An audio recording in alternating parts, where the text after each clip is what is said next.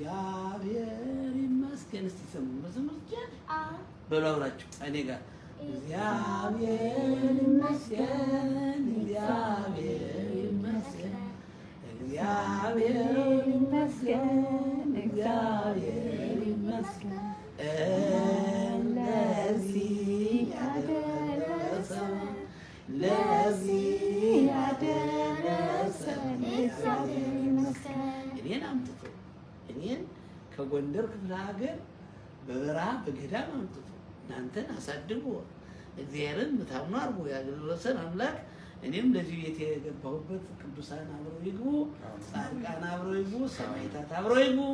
ድንግል ማርያም ምናምናት ያጣን ተስፋ ያጣን አይን ማረፊያ አብራ ትግባ። አሜን።